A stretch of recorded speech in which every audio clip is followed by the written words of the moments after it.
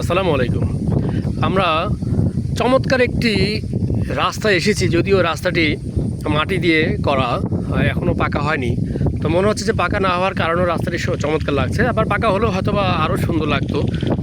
এ রাস্তা চতুর্পাশে আপনারা দেখতে পাচ্ছেন, এই পাশে যত দূর চোখ যায় ধান ক্ষেত লক্ষ্য করেন। আবার যদি আমরা একটু এইভাবে মুভ করি, যত দূর চোখ যায় ধান ক্ষেত। চমৎকার একটি পরিবেশ, দুপাশে সুন্দর সুন্দর গাছ, সুন্দর একটি পরিবেশ। এই রাস্তাটির আয়তন সর্বোচ্চ আমার মনে হচ্ছে যে 4 বা 5 কিলো, 3 কিলো হতে পারে।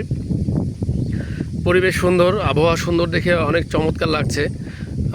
বেড়াবার জন্য চমৎকার সুন্দর একটি জায়গা। আপনারা আসতে পারেন ভুরুমুটকি স্কুলের পিছন দিয়ে যে রাস্তাটি গিয়েছে, আপনারা সেই রাস্তা বরাবর যদি চলে আসেন, সেই রাস্তায় আপনারা অনেক সুন্দর সুন্দর দৃশ্য, বিশেষ করে গাছ, সারি সারি গাছ,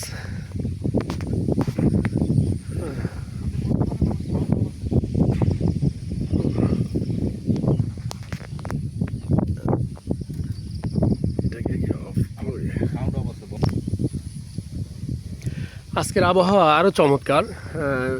আপনারা দেখতে পাচ্ছেন যে আকাশে মেঘ, রোদ নেই, বিকাল টাইম। এখন বাসছে হলো প্রায় 4:30, 5টা। অনেক চমৎকার এক দৃশ্য এখানে আমরা দেখতে পাচ্ছি। আমি বেশ কিছুক্ষণ এই পাশ দিয়ে হেঁটে আসছি। আমরা দেখার চেষ্টা করছি যে রাস্তার চারপাশে ধার দিয়ে যে গাছগুলো রয়েছে, গাছগুলোতে নাম্বার দেওয়ার জন্য গাছ খোদাই করা হয়েছে। সম্ভবত নাম্বার লেখা হবে।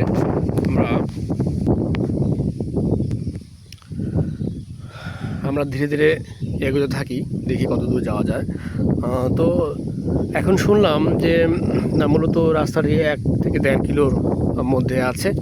এই 1 থেকে 1.5 কিলোর মধ্যে সুন্দর দুপাশে গাছগাছালি রয়েছে। গাছগুলো অনেক সুন্দরভাবে হয়েছে। আশা করি খুব দ্রুত কোনো এক সময় রাস্তাটি পাকা হবে। পাকা হলে হয়তো দৃশ্য আরও মনোরম হবে।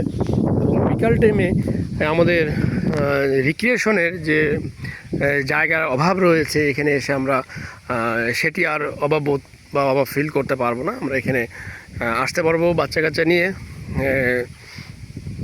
সময় কাটাতে পারবো। সময় কাটানোর খুব সুন্দর একটি জায়গা।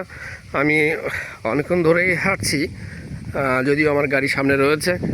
আমরা হেঁটে হেঁটে যাওয়ার চেষ্টা করছি। আসলে চমৎকার একটি দৃশ্য আমরা দেখতে পাচ্ছি।